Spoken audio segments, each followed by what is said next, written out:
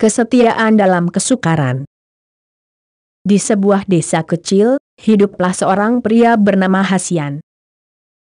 Ia adalah seorang petani yang bekerja keras untuk mencukupi kebutuhan keluarganya.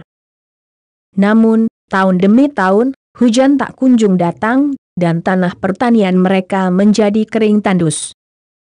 Kehidupan keluarga Hasian menjadi semakin berat. Meskipun dalam cobaan yang berat, Hasian tidak pernah menyerah.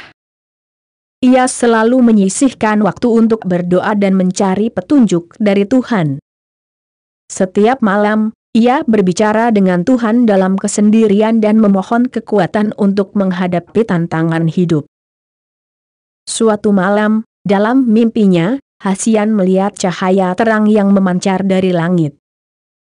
Suara lembut yang menenangkan mengatakan kepadanya untuk terus bertahan, karena Tuhan selalu bersamanya.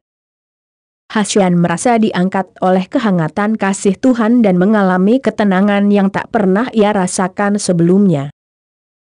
Dari saat itu, Hasian menggantungkan harapannya sepenuhnya kepada Tuhan. Ia percaya bahwa Tuhan tidak akan meninggalkannya dan menguatkan imannya dalam menghadapi kesulitan. Hasian bekerja lebih giat lagi, tetap berusaha dan berdoa dengan sungguh-sungguh. Pada suatu pagi yang cerah, ketika Hasian pergi ke ladangnya, ia mendapati bahwa tanahnya yang tadinya kering kini telah diberkahi dengan air yang melimpah. Hujan turun dalam keajaiban, mengembalikan kesuburan tanah dan membuat tanaman tumbuh subur. Keberuntungan tak berhenti di sana. Hasil pertanian Hasian menjadi melimpah, dan dia bisa menjual sisa-sisa panen untuk mendapatkan pendapatan tambahan. Kehidupan keluarganya perlahan berubah menjadi lebih baik. Hasian bersyukur atas semua berkat yang diberikan Tuhan padanya. Ia tahu bahwa kesetiaannya kepada Tuhan selama masa-masa sulit telah diakui dan dijawab.